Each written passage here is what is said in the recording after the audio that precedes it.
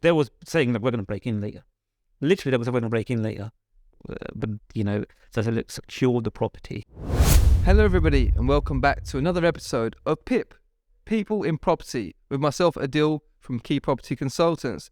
Today I have Ali from Regency Law, who is an eviction specialist. We'll plug their company information in the description below, so if you have any difficult tenants that need to be evicted, you know where to go. Ali is your man. He's helped us with several different properties, ones that we've taken over management, some that have unfortunately become problematic tenants because of lockdowns and COVIDs, and different reasons, but Ali has assisted us throughout the way in serving different sections to evict different tenants. Ali, how are you? Good, not bad. Glad to be here. Thank you for coming and taking the time to spend some time with us here today, especially during Ramadan as well. Difficult times, that's it, exactly. So Ali, can you tell us a little bit about Regency Law and how it came about and everything, please? It started in 2006. Originally, it was my uncle who was a housing officer, and he was dealing with lots of problems with the local authority and stuff like that. And he just thought, I'll set up something by myself. Okay. And he started Regency Law back then when I was like a teenager. I wasn't involved in it at all. I was just one summer break. I went to help him. Okay. This is while you were still at school, or was you? No, it was just after university.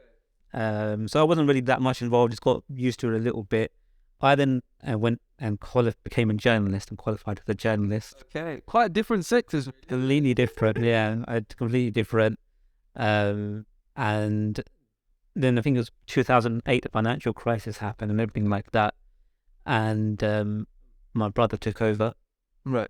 Is your brother older than you? He's older, yeah. Okay.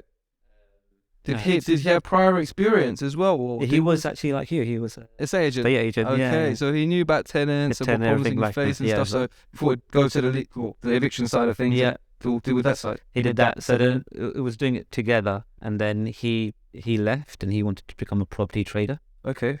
And then then I've been doing Regency Law since my uncle left, and he went into other industries and stuff like that. So are you still doing this now with your brother, or is it just yourself doing this up? Just myself now. So just myself and the staff that I have. Lovely. And what year was it that you took over, remind me? 2014. Okay. 2014. And how have you found things? It's when I think it's getting a bit quieter, it just surprises me. It just keeps getting busier. It's a sector where there's always going to be problems. There's always issues. In the private, rental, like every time a new government comes, you're going to have new legislation. It's so linked to, politics. Every time, the government wants votes, and tenants is a massive block voters. So, if we've got a Labour government coming in next, then, there's going to be changes again. We've got this Conservative government who, they're trying to abolish Section 21, but they've been trying to do that since, I think, 2018. They've been trying that for a number of years. And what's your take on that? Because I don't think it's a good idea at all. I don't think it's a good idea. I mean, what they're actually proposing, though, I don't really think it's going to make much of a difference. They're saying you're going to get rid of the Section 21, and what I've found is that no landlord is serving a Section 21 for the sake of it. No, you're absolutely right. It's because they need the tenant out for a reason. Yeah. Either selling, or their relatives need to move in, or they need to move in because of financial circumstances. And they never think, I don't like you, I'm going to move back. It just doesn't happen. It doesn't happen. But, we've got other... So they're going to say they're going to bring in, add more ground to Section 8, which would be that if the landlord wants to move back in himself, then they'll add that ground. Okay. And I think, and his family members as well. So that's mainly the main ground. Section 21 is used for anyway.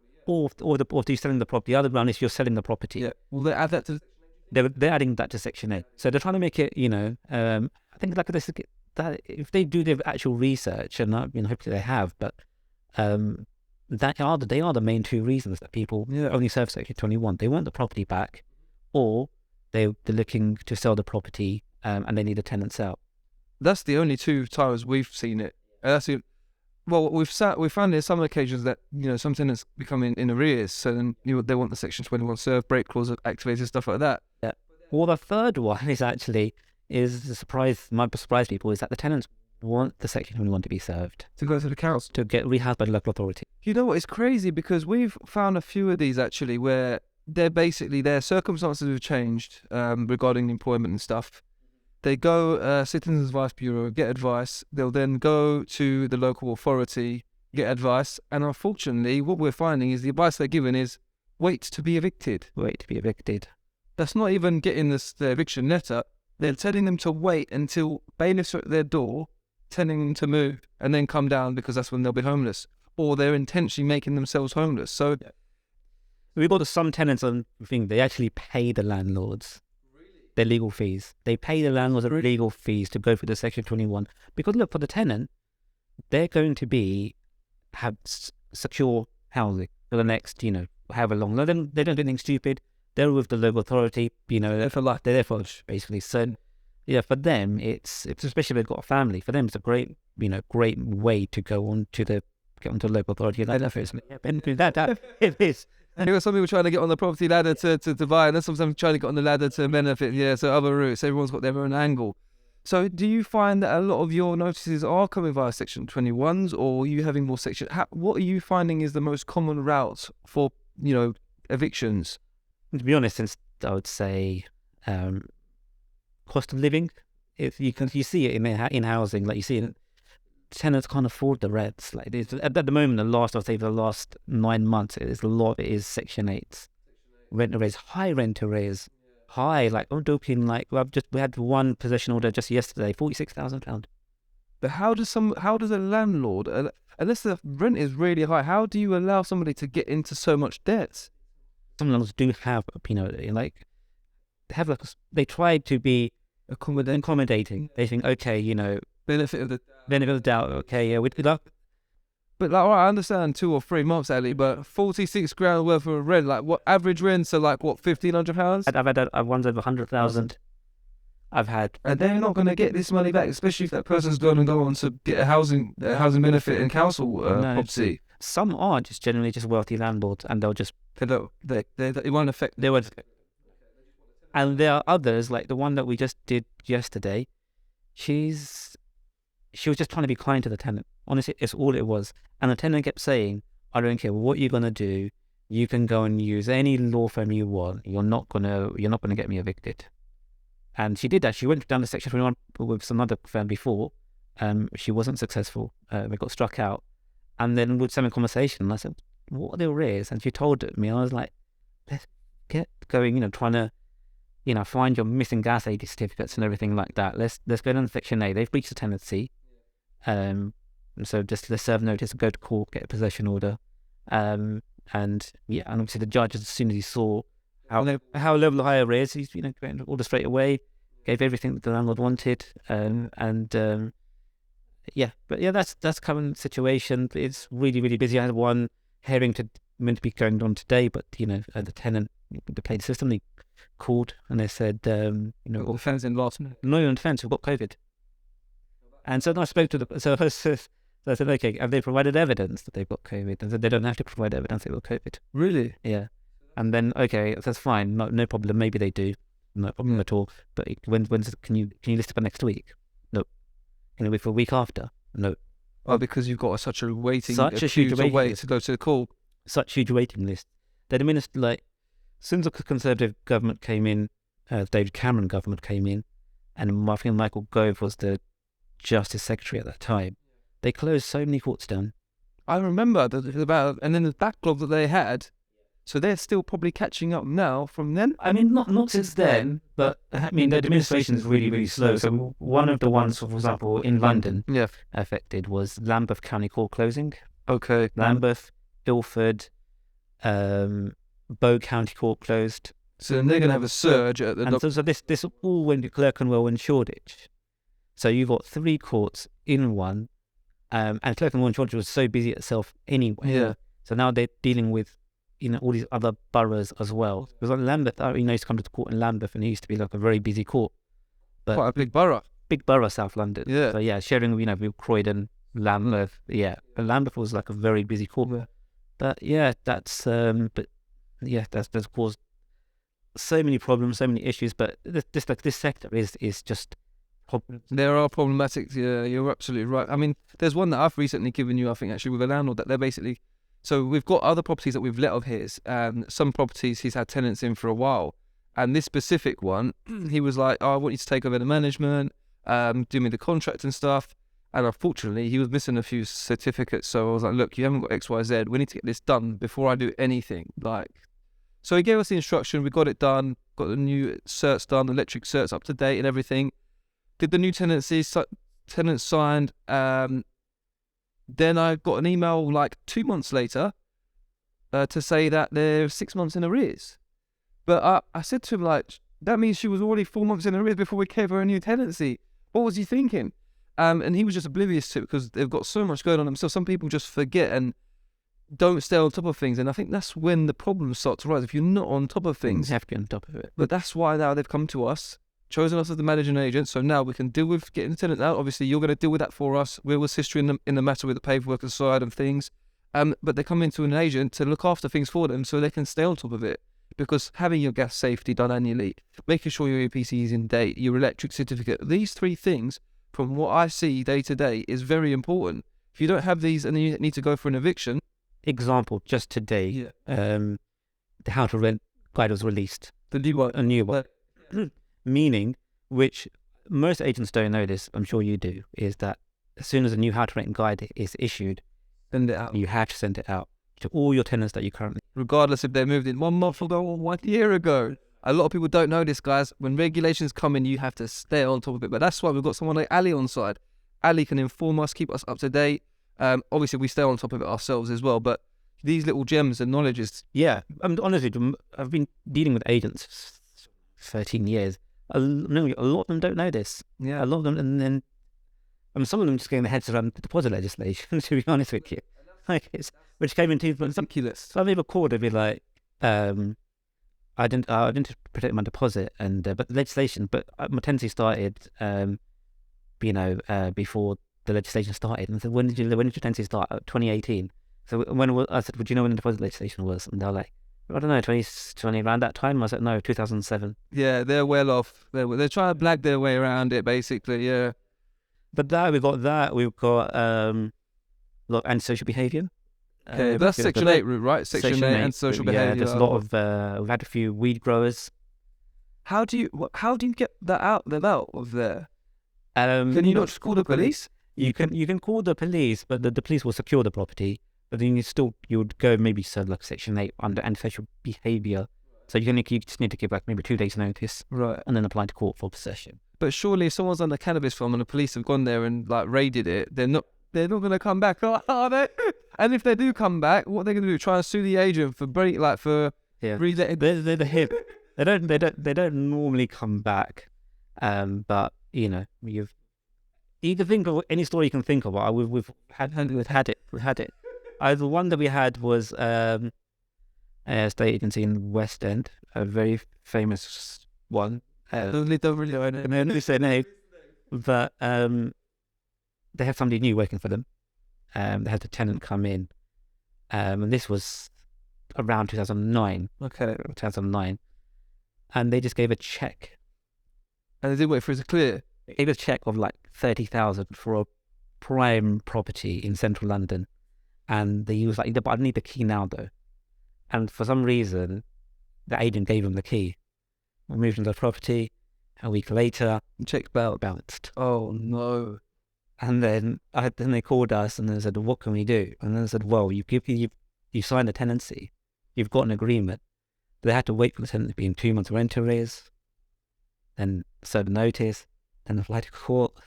Very arrears by there. And the tenant tried to defend it. He tries to defend it, and then it got possession. And then even before the bailiffs came, he still tried to put a last minute application in. Like, trying to... I don't know what planet some people live on. You've given a check with no money in your bank knowingly. The check's bounced. You've been taken to court. You've been caught out, and you're still trying to stay. Opportunists. I think there's quite a lot of opportunities. So I think, like I said, between landlords and tenants, on the media, to give landlords a bad name. And I've come across, there are some, bad landlords and who don't keep on top of things, who try to do everything themselves. They don't take care of the disrepair. And there are some like that. And that's not fair, really, is it, Ali? You know, if someone's paying their rent, they're being respectful, they looking after your property. All right, it may be yours on paper, you own it, but they're paying you rent. You need to make sure you look after the place. And that's the effect of, I'm honest with you, the effect of greed. Like, if you just, a lot of those are managing themselves, by the way. That I've noticed that the ones who, many pinches, the ones who, have all these issues, they're not on top of legislation, they're not on top of the requirements. And then I had a landlord 2 days ago who had just been fined £54,000. Wow, what did he do to be fined so much? There was disrepair in the property for 6 years. For there was a noise in the water pipe. Like a knocking kind of noise. Probably needed to flush the pipes or something like that. Yeah, for 4 years, 6 years. There was a leak as well. wasn't repaired. And he got £54,000. And then he comes to us and says, "Can you help?" And then, at that level, there are definitely not. You've already just been given the fine. Like, you need to come before that. Court, the judges. I've read the order the judge has given. But they've had a surveyor, had an expert. They've all been around to the property, and he was like, I want to appeal this now. And that, you've got no case. Yeah, you've got no case. You're going to have to accept that you've not been a good landlord. So basically, any money that he's made in that 6 years, and some on top probably, is having to pay it back. And probably he's not going to pay it back. He probably doesn't have it. Yeah, and then they'll put a charge on the property. Then probably need to sell it to pay it back anyway. Yeah. Or they'll take him to court and then sell it on the property. What would you say, Ali, would be the top tip for landlords to avoid ending up in a situation like this and having to be professional and treat it like a job? Yeah. And if you're not on top of things, make sure you have an estate agent who will be on top of everything.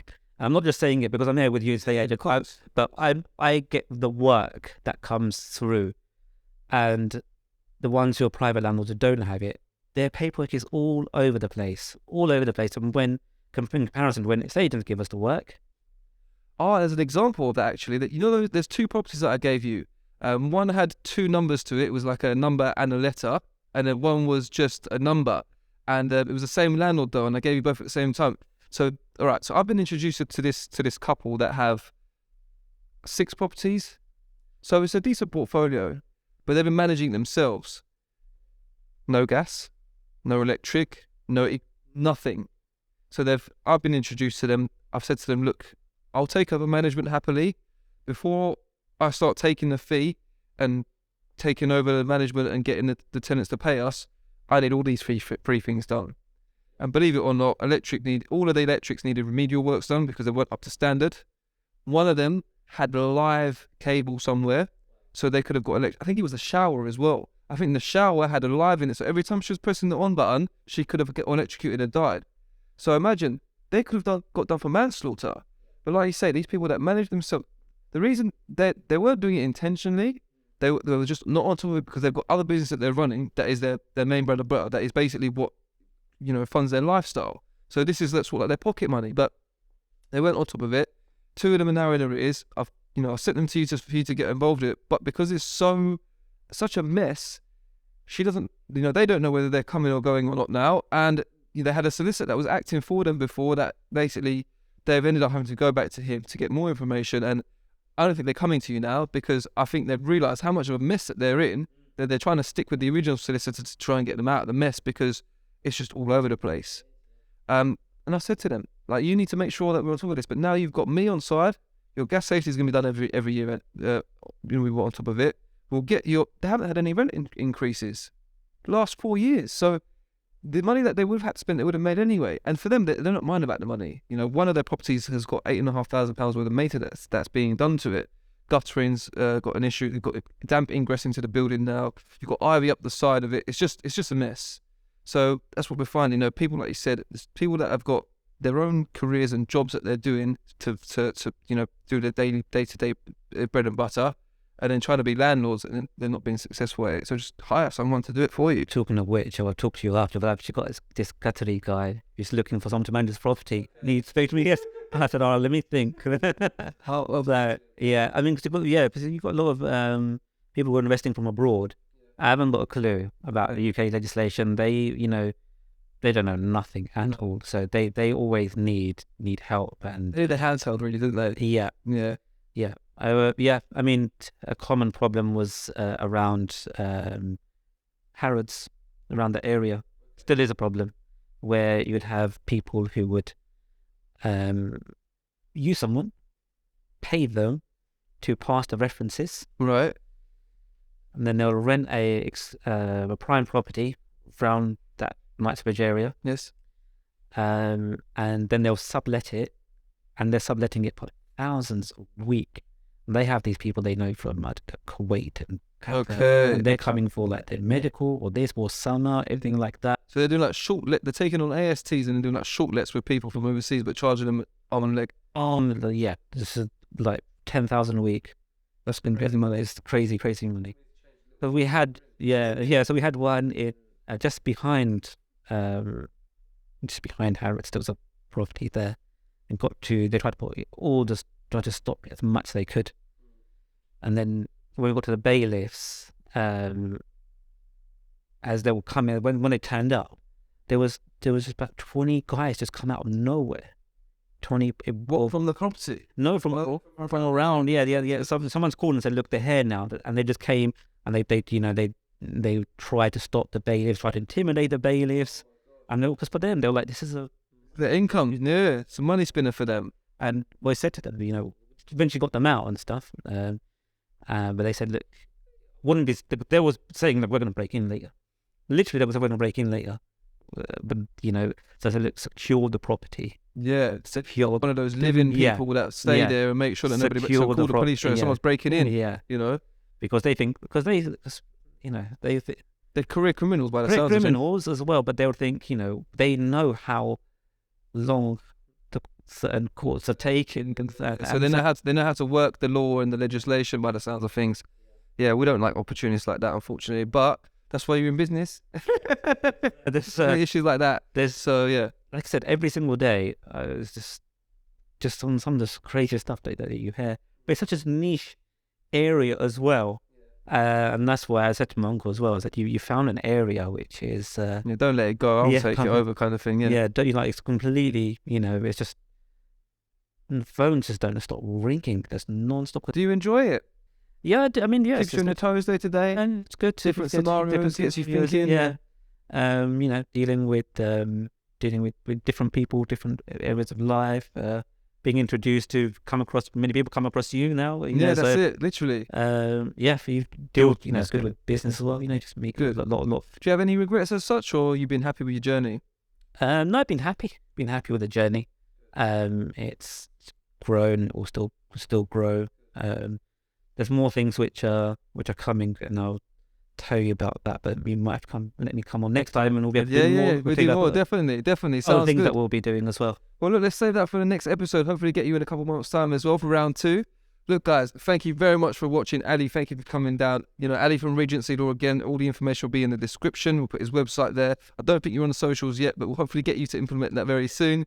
But look, guys, thank you for watching. Don't forget to leave us a comment, drop us a like, and make sure you subscribe so you can keep up to date with our P.I.P podcast. Yeah, so people in property, all different walks of life, all different types of job roles as such. Thank you very much for watching, and we'll see you on the next one.